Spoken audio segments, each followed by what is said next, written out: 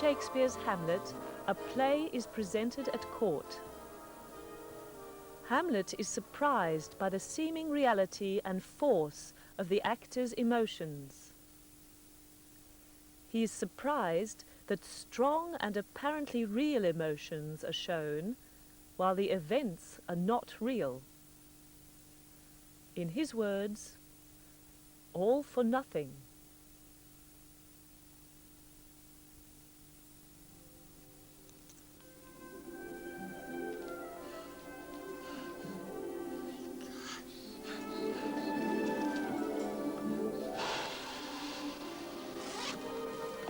E.T. phone home.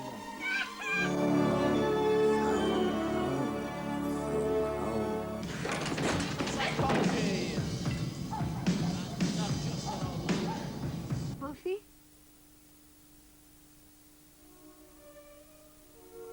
Wolfie? Wolfie! Wolfie!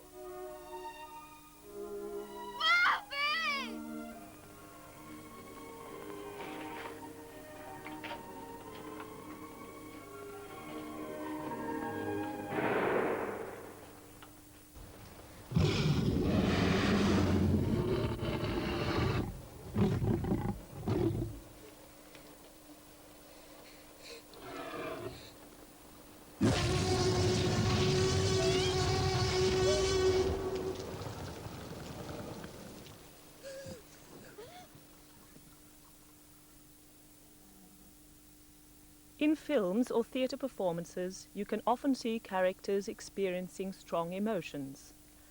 The spectator in the theatrical situation may also experience strong emotions. We accept it as normal that strong feelings are evoked by theatrical products. But if we think more profoundly about this, some questions arise. Why, for instance, do we appreciate strong emotions that in real life would often be regarded as negative? In theatrical situations, we may even find pleasure in being sad or being kept in suspense, while we would usually dislike it in normal life. In the field of reception and audience research, we try to explain the spectator's emotional reaction to theatrical works. The theory, developed by the psychologist Frijda, explains how emotions are formed. This emotion theory helps us to gain insight into the emotional reaction of the spectator. In the first part of this film, we will discuss basic features of the emotion theory of Frijda. In the second part, we will show how the emotions of spectators in theatrical situations can be explained within the framework of Frijda's emotion theory.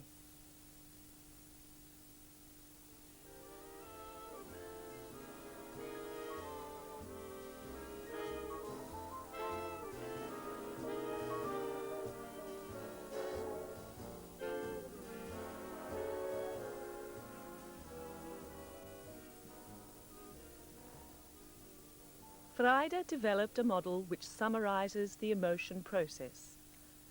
Two kinds of process can be distinguished in this model: the core process and the regulation processes. The core process leads from the stimulus event to the emotional response, while the regulation processes intervene in the course of the core process. These two kinds of process will be discussed separately. To illustrate the core process, we will examine a fragment of Thelma and Louise. Where is it now? He's taking a shower. Tell me you left him alone in the room? Where's the money? Oh my God, Thelma, where's the money? It's on the bed table. It's okay. It's on the nightstand. It's okay.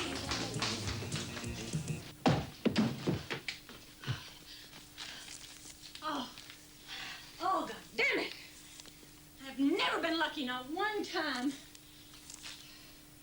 Shit! burden me. I don't believe it. I don't believe it. Louise. You okay? Louise.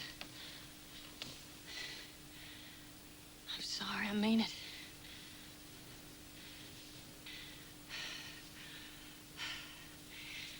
Louise, it's okay. It's okay. No, Thelma, it's not okay. It's definitely not okay. None of this is okay. I mean, what are we gonna do for money? Huh?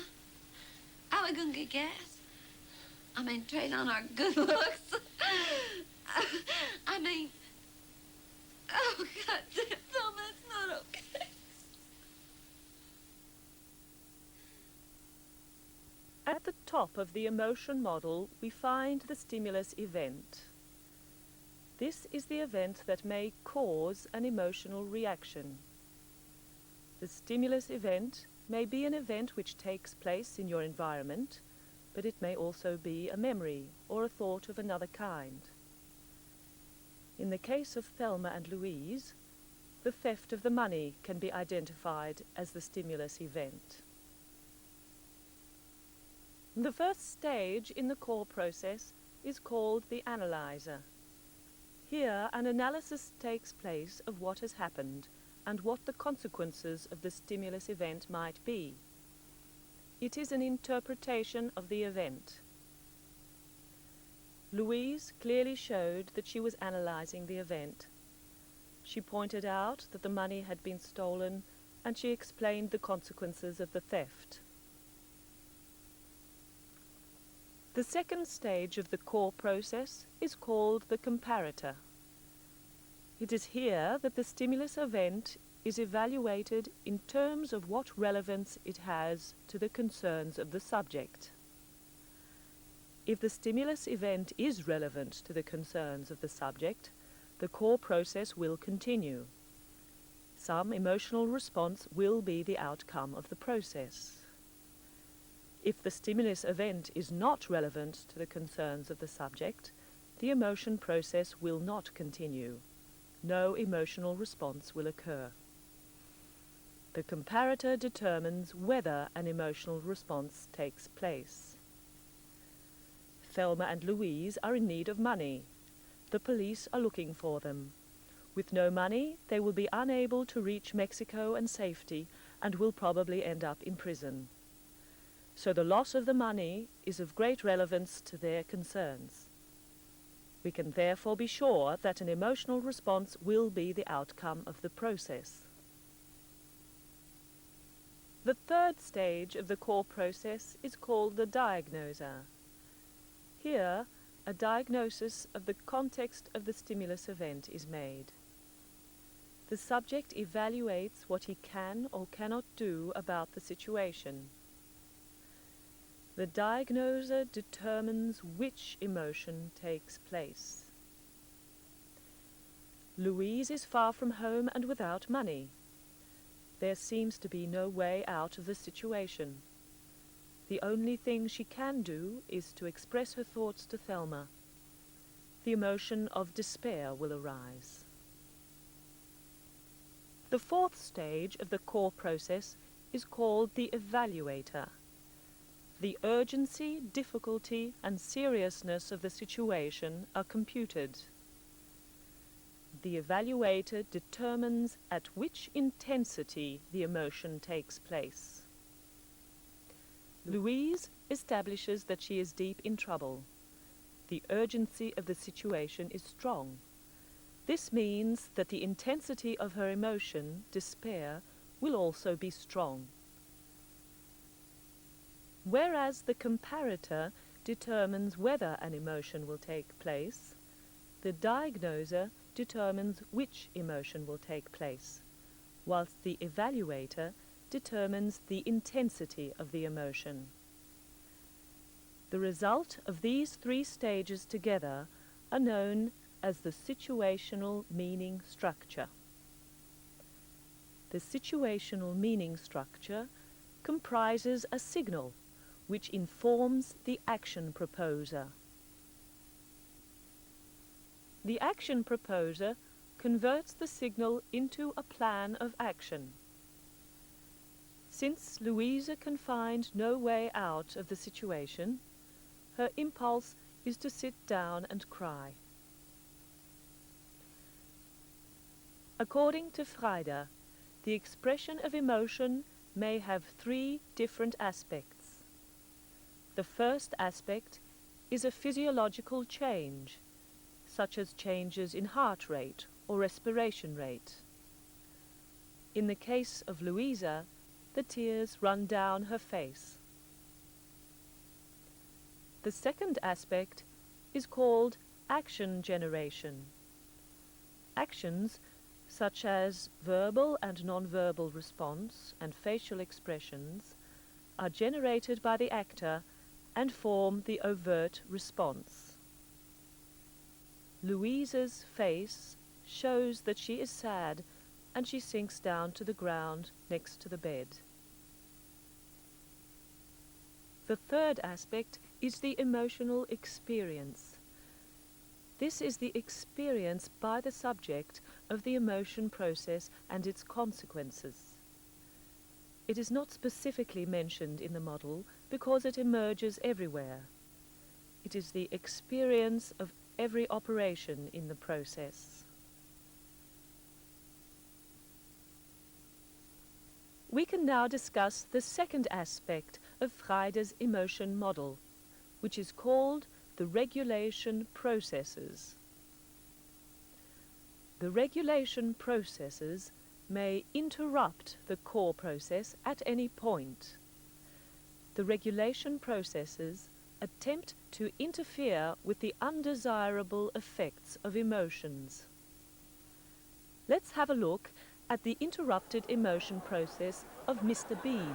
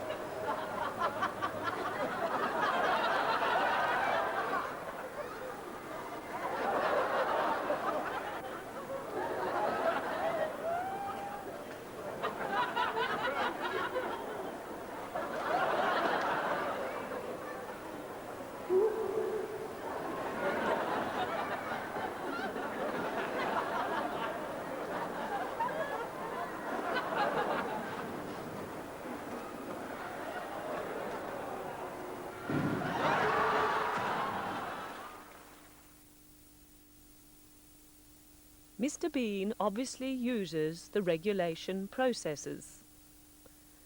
When Mr. Bean is lying on the diving board, he is very frightened. The moment the schoolboys appear, he tries to suppress the undesirable effects of his fear. He doesn't want to remain lying on the board any longer. Here, the emotion process is being interrupted at the point of the action proposer. The regulation process returns to the diagnoser. Here, the context of the stimulus event is analysed in terms of what the subject can or cannot do about it, and which emotion is needed. In the diagnoser, Mr. Bean decides he doesn't want to look frightened in front of the schoolboys. The outcome of the regulated process is that he gets up and tries to make a strong impression. We have discussed Frijda's emotion model briefly.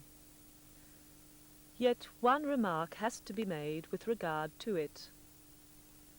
The model might evoke the impression that the whole range of analysis takes a lot of time and consists of many conscious operations. In practice, the whole process does not involve such conscious deliberations and lasts only a fraction of a second.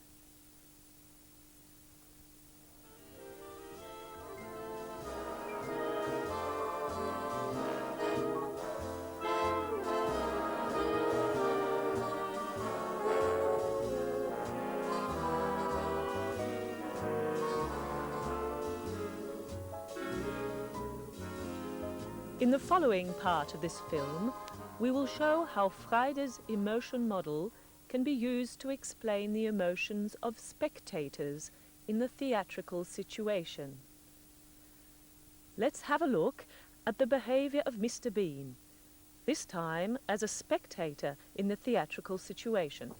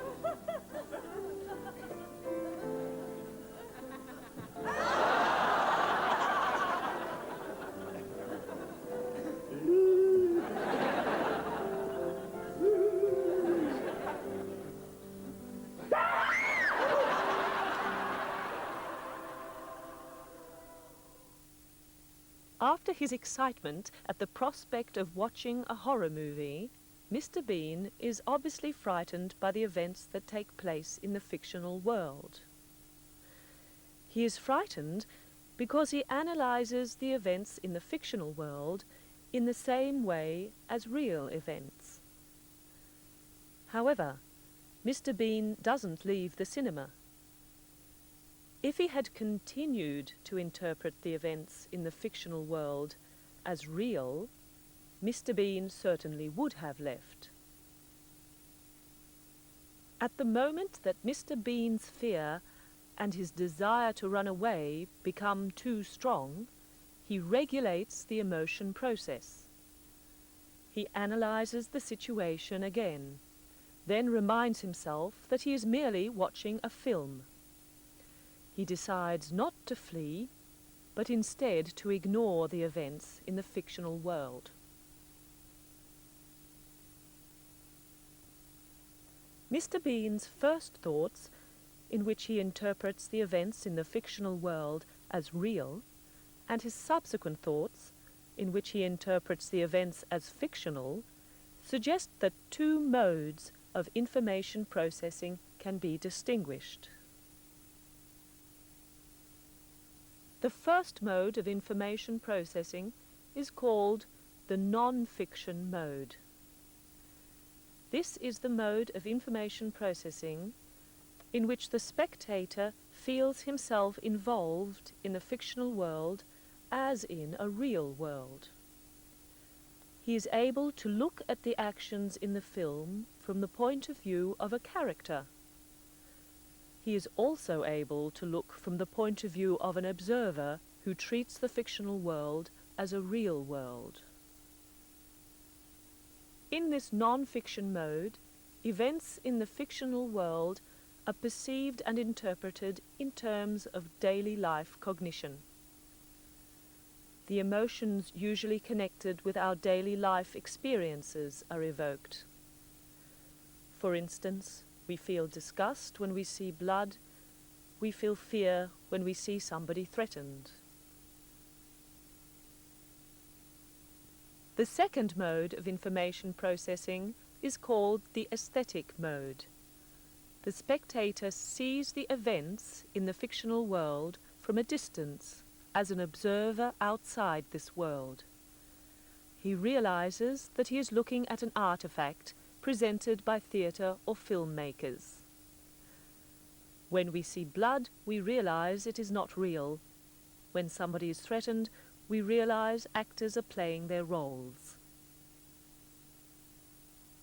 The emotions of Mr. Bean can be explained by using these two modes of emotion processing. First, when he is frightened, he experiences the emotion process in the non-fiction mode. A moment later, when he is calm, he regulates this non-fiction process by processing the events in the aesthetic mode. When Mr. Bean runs through the emotion process in the non-fiction mode, he experiences a great deal of fear. When his fear becomes too strong, the regulation processes are used. The core process is interrupted at the point of the action planning. By means of the regulation processes, he returns to the analyzer. The situation is now recoded in the aesthetic mode. This recoding emphasizes that the actions are not real. In the first part of this film, we discussed the emotion process of Louise from the point of view of the non-fiction mode. But what happens to the emotion process when the spectator is looking at the situation in the aesthetic mode? The analyzer encodes the event. In the aesthetic mode, the events in the fictional world are registered as being presented by theatre or film makers. The comparator analyzes the event in terms of what relevance it has to the spectator's concerns in watching of theatrical works. In the aesthetic mode, the spectator's concerns might be, for instance, the interest in seeing a favourite actor, or the search for heightened sensation. The diagnoser will appraise the situation in terms of what the subject can or cannot do about it, and which emotion is needed. An analysis from the point of view of a theatre or film spectator in the aesthetic mode indicates that no urgent action is necessary. He is allowed to wait in his comfortable chair to see how the action will develop. He might even opt for the feeling of pleasure because the actors are playing their role well. The evaluator computes the urgency, seriousness, and the difficulty of the situation. In the aesthetic mode, the actions presented are not real, and therefore no extreme emotions are needed. The action proposer in the aesthetic mode generates an action plan according to the theatrical situation. The spectator might ask other spectators to be silent when they are speaking too loud, and will applaud if he likes it.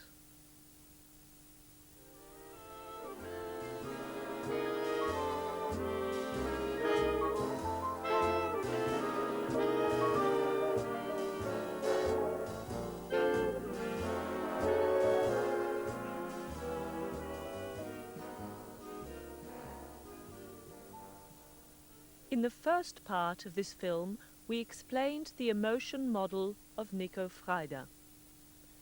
We indicated that two kinds of process must be distinguished in the emotion model: the core process and the regulation processes. The whole emotion process takes place in a fraction of a second. In the second part of the film, we discussed the application of Frijda's emotion model to the theatrical situation. The information processing takes place in the non-fiction mode or in the aesthetic mode. In the non-fiction mode, the events in the fictional world are perceived in terms of daily life cognition. In the aesthetic mode, the spectators realize that they are watching an artifact presented by film or theatre makers. The regulation processes are used to change from one mode of information processing to the other. Frijda's theory is very helpful in understanding the emotions of a spectator in theatrical situations. The two modes of information processing can be used to explain the spectator's experience of strong emotions and his ability to regulate those emotions whenever he wants to.